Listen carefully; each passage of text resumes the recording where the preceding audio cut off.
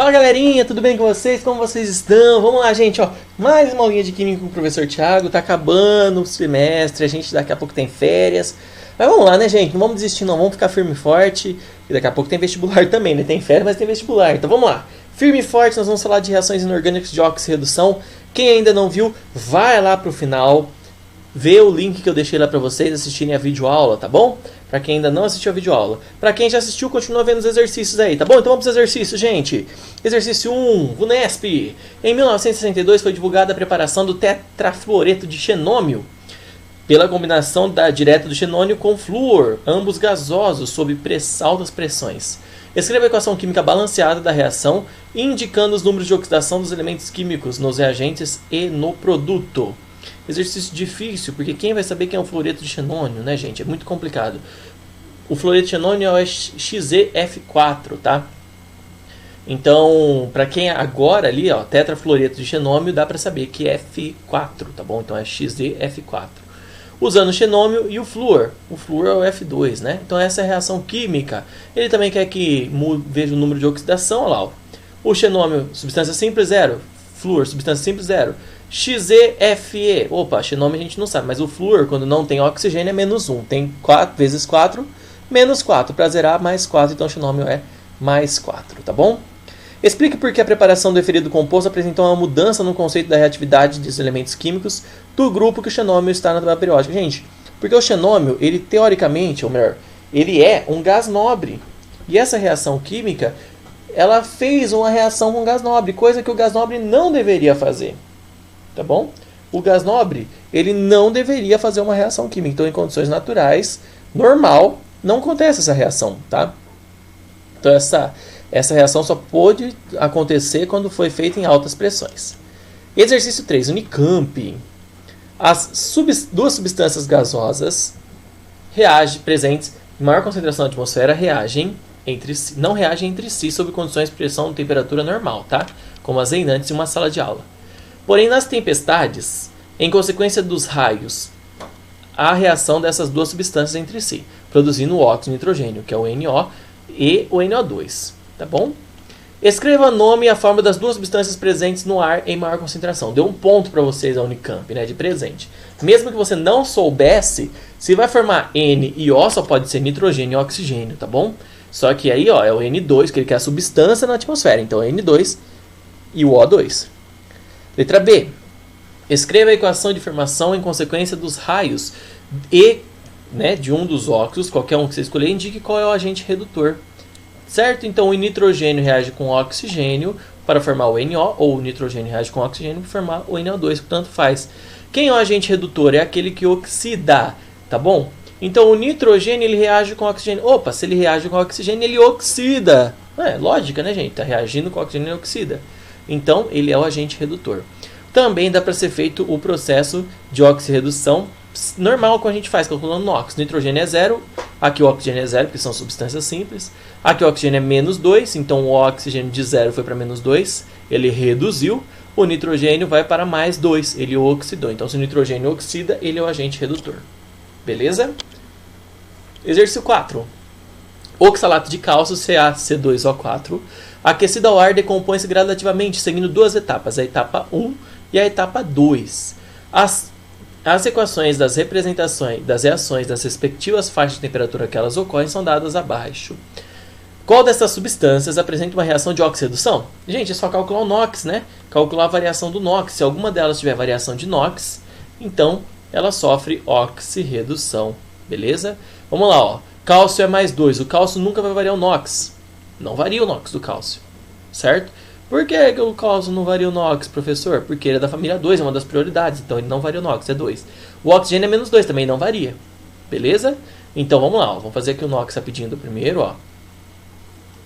O cálcio é mais 2. O oxigênio é menos 2. Vezes 2 menos 4. Aqui o cálcio é mais 2. O carbono aqui, para zerar, tem que ser mais 2. Como eu tenho 2 carbonos, a média dos carbonos é 0. Então, o NOx do carbono médio aqui é 0. Certo? Aqui, cálcio mais 2, né? O cálcio é mais 2, vezes 1 mais 2. O oxigênio menos 2 vezes 3 menos 6. Para zerar o carbono vai ser mais 4. Opa, teve variação no carbono, né? De 0 foi para mais 4, então o carbono variou de 0 para mais 4. Ótimo. Então essa reação é de oxirredução. E ele falou qual das equações? Então somente uma delas vai ser de oxirredução, que é a primeira. Tá bom, gente?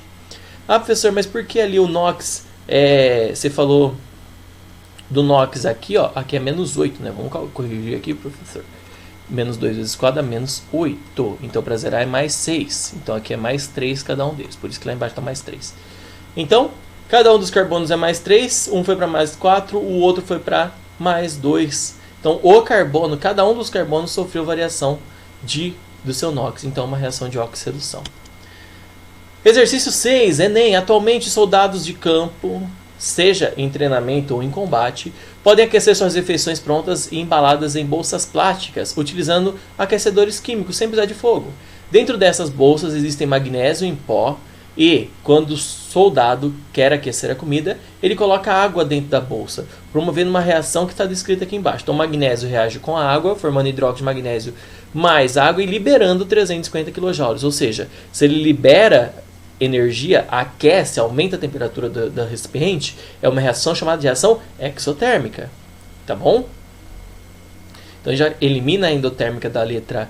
Vamos ver, letra C tem reação endotérmica, elimina, e letra E elimina, porque é endotérmica, a reação é exotérmica. Beleza?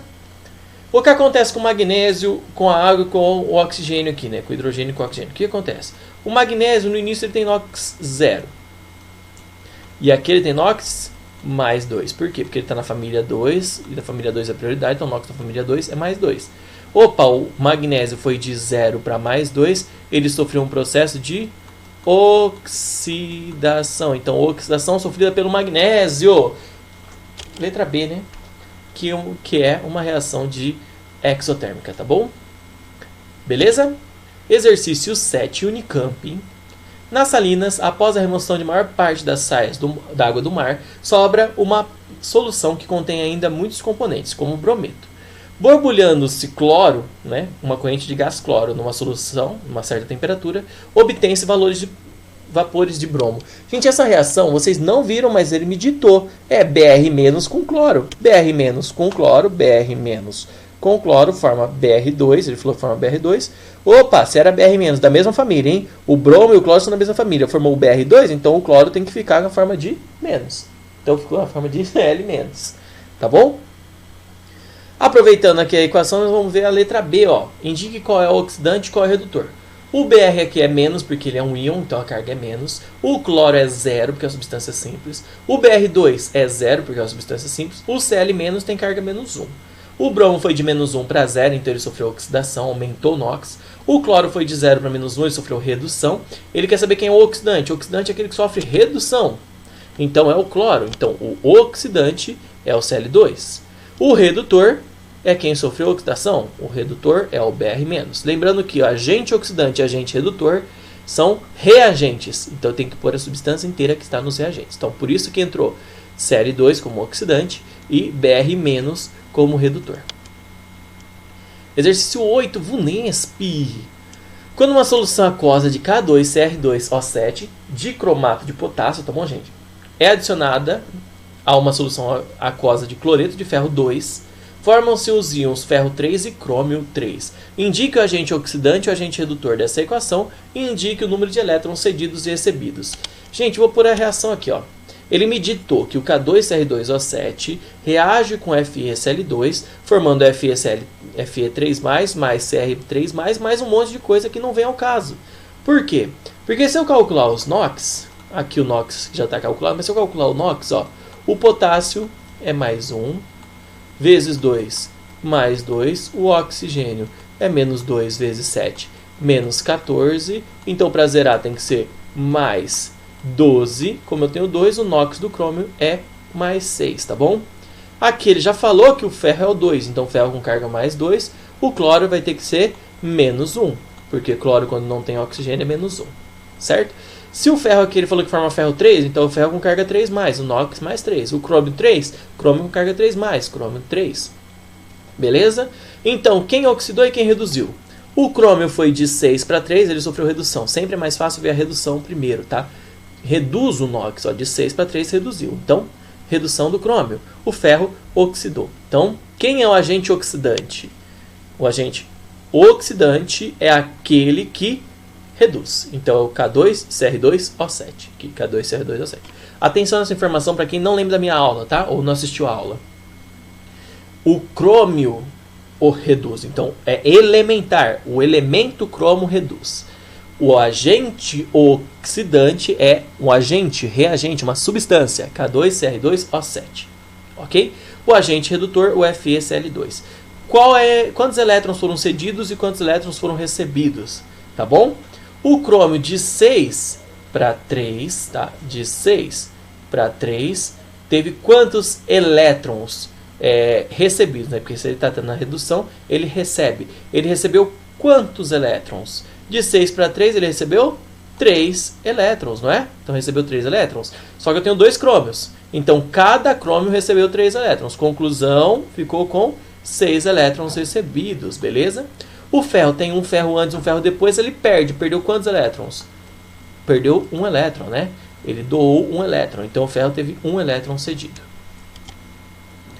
Viu, galerinha? Bem simplesinho, né? Nada muito difícil aí. Espero que vocês tenham entendido. Quem não entendeu ainda, assista aqui que eu deixei aqui o link para você assistirem o vídeo. Quem é dessa aula. Quem não assistiu o vídeo, assiste. Mesmo que já tenha assistido minha aula inteira, assiste de novo para ver a teoria, tá bom? Bons estudos, meus lindos. Beijinho no coração de vocês. Até a próxima. Tchau, tchau.